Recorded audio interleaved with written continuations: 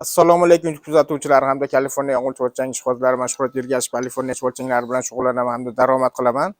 Mana navbatdagi barabanimizni Toshkent viloyati Piskent tumaniga tayyorlab qo'ydik. Hozir mashina kelyapti, yuklab beramiz. Xo'sh, bunda oldingi barabanlardan ko'ra bunda o'zgarishlar juda kuchli bo'lgan. Mana buni tomoni to'silgan, bu tomoni ham to'silgan. Hamda bu tomon biyagimiz tashiydigan tomonni ham to'sib qo'yganmiz.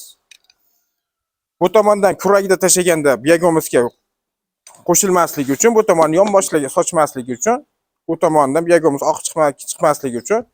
Keyin bu tomoniga mana uzun tunuka qo'yib qo'yganmiz. Bitta aravachani qo'yib qo'ysa, bemalol atxot shunga cho'radi. Yana bitta farqini tushuntirib o'tamiz. Hozir bitta ishlatish buni ko'rsatamiz, keyin farqlarni yana tushuntirib o'tamiz. Mana shu ishlash holati bak.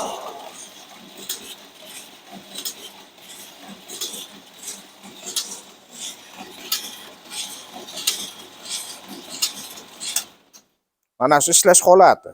Bemalol soatiga 2 tonna, 1,5 tonna chiqaraveradi.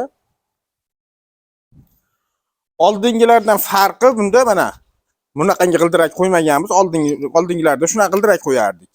Hozir bu pachivnikka moslangan. O'rtalarda futulkasi bilan bu to'kilmaydi. Ancha yil xizmatini qilib beradi. Hozirgi kun holatda mana shu pachivniklik qilib bering, yonboshini to'sib beringiz 6 million so'mga bitadi. Agarda mana g'ildirakni o'zi ashibga to'smaysiz desa 5 millionga bitadi. Xuddi shuni 2 metrligi g'ildirak qo'yilsa, mana shu plasmas g'ildirakdan qo'yilsa 3 millionga bitadi. Uni ham yonini to'sa, pachivniklik qilib beringiz 3 million 700 mingga bitadi 2 metrligimiz.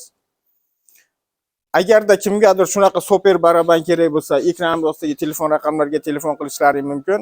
Hamda bitta like podpiskasini bosib qo'yishni unutmanglar. Hamisha sizlar bilan biz sog' bo'linglar, salomat bo'linglar.